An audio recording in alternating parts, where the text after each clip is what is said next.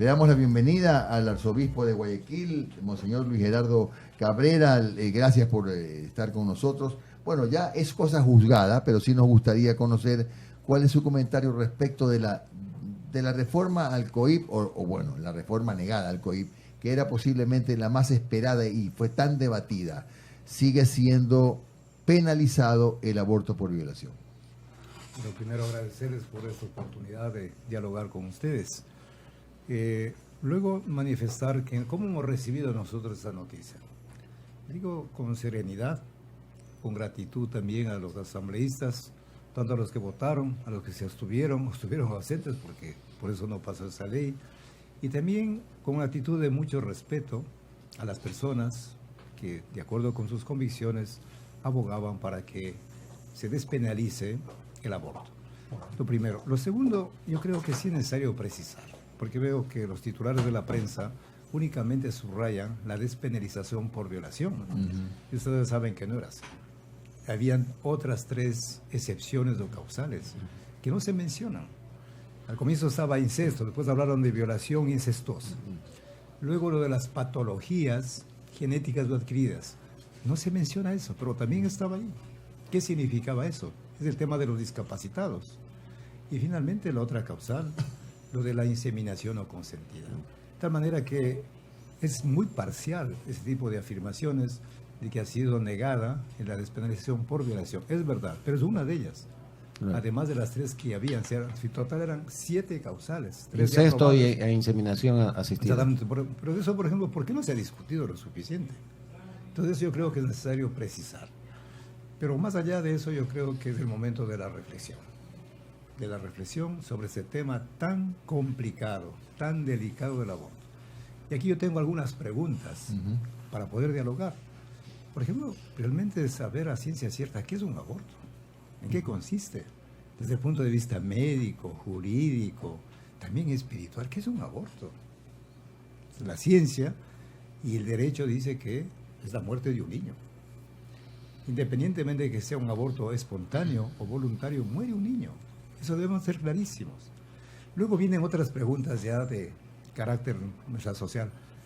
¿Por qué aborta la gente? ¿Por qué? O sea, las causas. Razones sociales, el prestigio, razones económicas. A lo mejor de inmadurez que no está preparada para asumir una responsabilidad. Entonces, todo eso tenemos que analizar. Otra pregunta importante para mí es las consecuencias que tiene un aborto. Hablar abiertamente. Consecuencias físicas, psicológicas, morales, espirituales, laborales, sociales. Todo eso, ¿por qué no se dice? Dígame una cosa, Monseñor. Y finalmente termino con esos tipos de preguntas, ¿no? Por ejemplo, también que sepan los métodos abortivos. Esos métodos, pues, tanto químicos como quirúrgicos, todo lo que produce en la mujer. Y finalmente la gran pregunta, ¿quién se beneficia de lo que se llama la industria del aborto? Son tal vez las farmacéuticas, son las clínicas. ¿A dónde van a parar esos desechos que llaman o los restos de los fetos? O sea, son preguntas yo creo que para poder reflexionar con mucha libertad, con mucha claridad, mucha objetividad, y a partir de eso entonces ya podríamos plantear algunas acciones también. En el tema de la no despenalización del aborto por violación, siempre a mí me ha cabido una duda. Más bien, yo diría que es una aseveración. El Estado tiene números rojos hace años, porque cuando se producen las violaciones normalmente de gente cercana, usualmente las víctimas son niñas y adolescentes, etcétera, el Estado no asiste o no tiene programas que puntualmente financiados y bien orientados por el Estado ayuden a la víctima. Ayuden a la familia para que la víctima, la familia también entiendan que hay opciones como, por ejemplo, más adelante, ¿por qué no entregar al niño o a la niña producto de esa relación indeseada en adopción? ¿No le parece a usted que eso tampoco lo ha debatido la Asamblea? Así es. Ya pasamos, por ejemplo, al tema de las acciones concretas que tendríamos que nosotros implementar. Para mí la primera y fundamental es la formación. O sea, formar a los niños, a los jóvenes que sean conscientes de lo que se trata. El respeto a la vida. Y una formación en todos los aspectos, no solamente biológico, sino también ético, espiritual, social, ¿no? Y luego ya las políticas de acompañamiento a estas personas. por ejemplo, un embarazo no deseado, ustedes saben. Eso produce en la mujer, yo digo, un shock, un drama. Vive bajo presiones psicológicas, presiones familiares, presiones sociales. Realmente esa persona vive, yo repito la palabra, drama. Y luego eso crea, ¿qué quiere en ella? Confusión, miedo, angustia.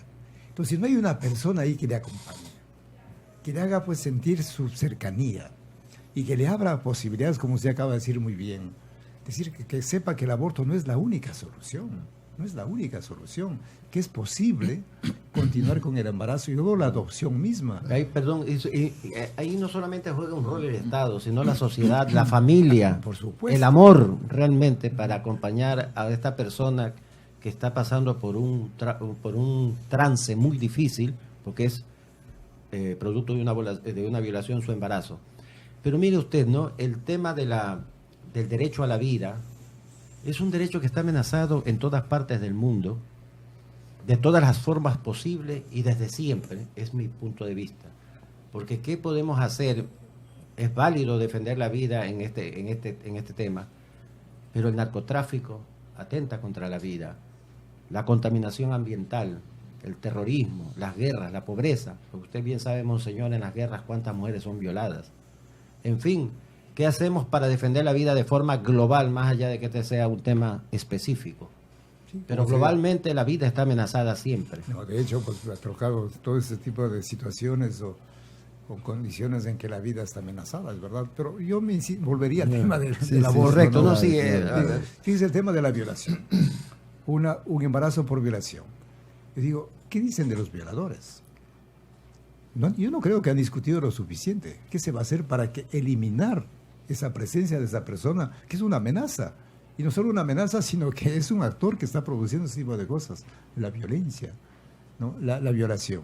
Luego también se ha hablado mucho como argumento, lo de la cárcel.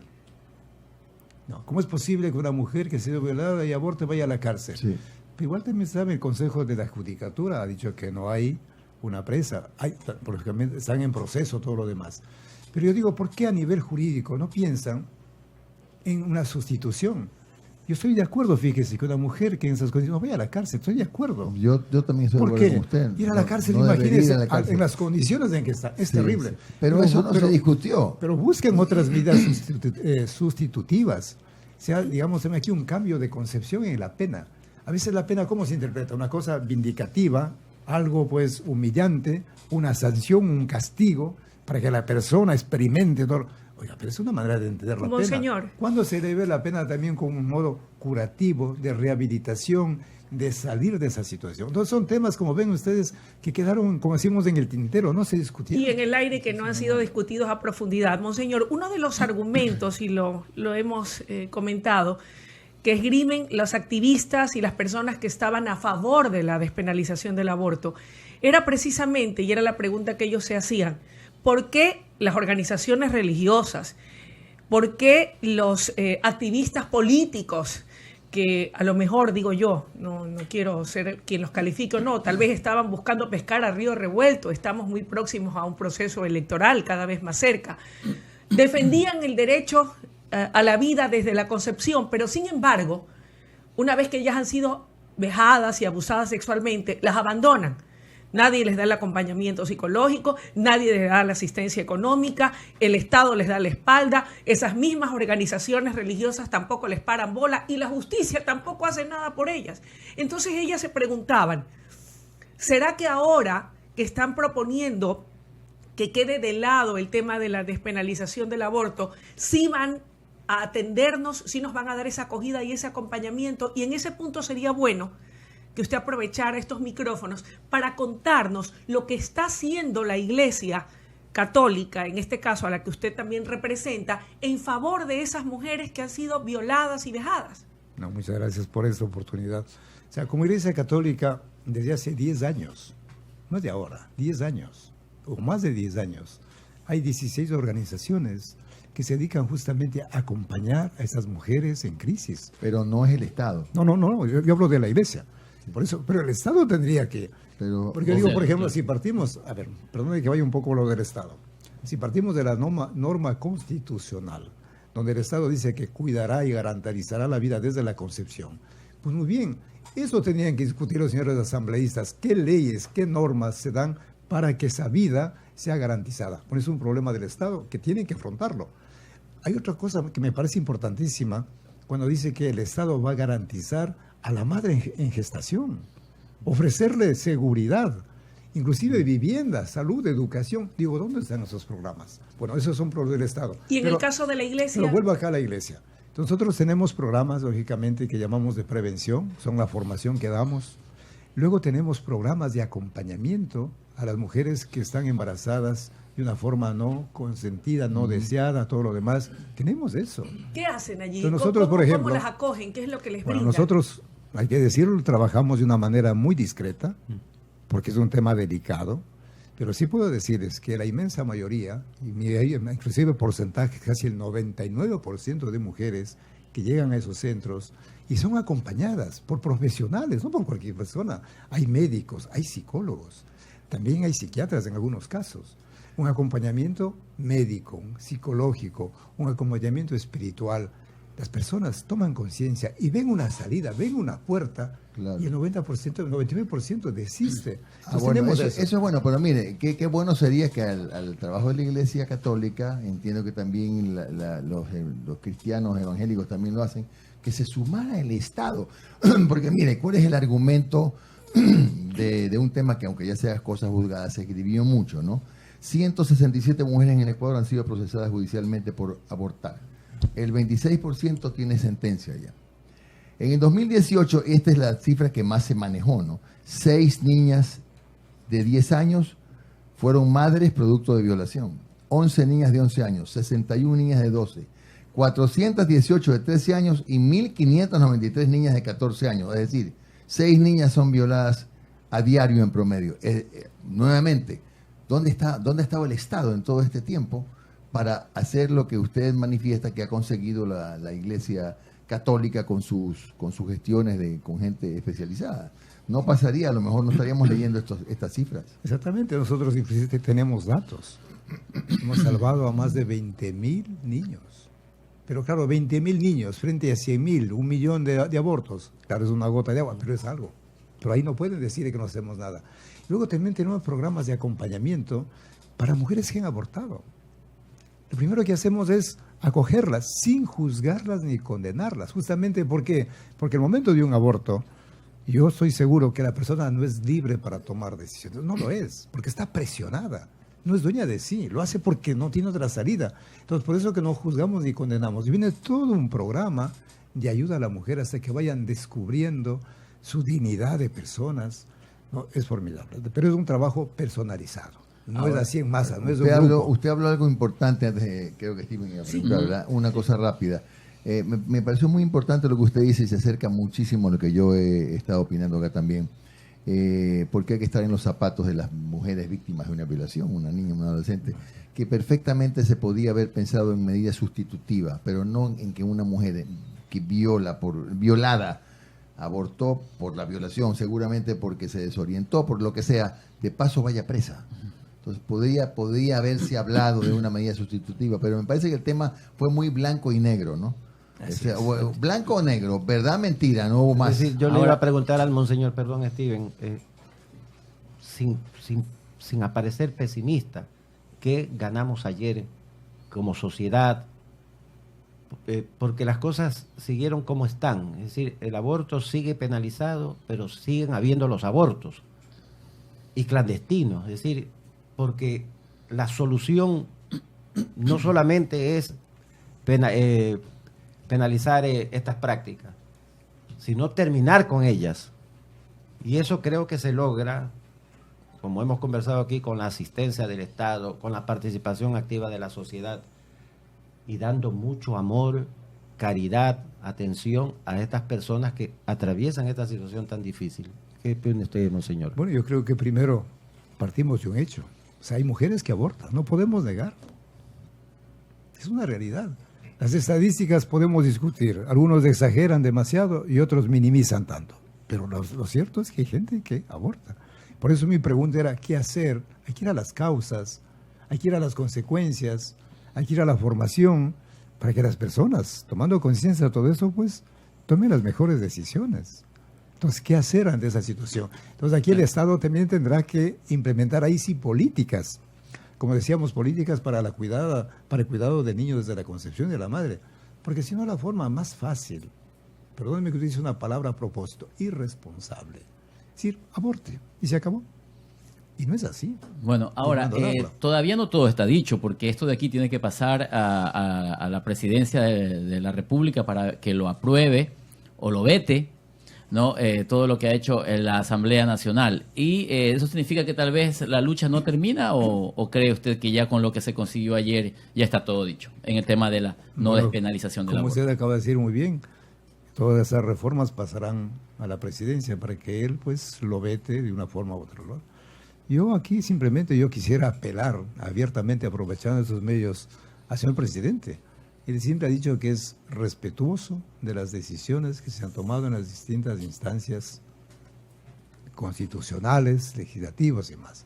Entonces, si hay una mayoría, unos han votado en contra, otros se abstuvieron, otros estuvieron ausentes. En todo caso, hay una mayoría. Pues la invitación es que respete eso, que respete también la mayoría, en este caso, que dijo por uno u otro motivo, ¿no? Y también apelar a la sensibilidad del señor presidente de la República de que hay 16 millones y más de ecuatorianos y que la inmensa mayoría no estamos de acuerdo con el aborto como tal y que estamos defendiendo la vida del niño y de la mujer.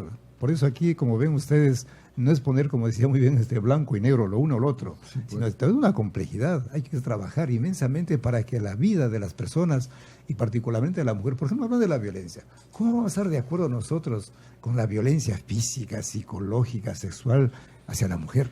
Señor, ¿y qué proponen ustedes en el caso de una mujer que haya sido violada y que tenga un hijo que nazca con alguna malformación o alguna patología?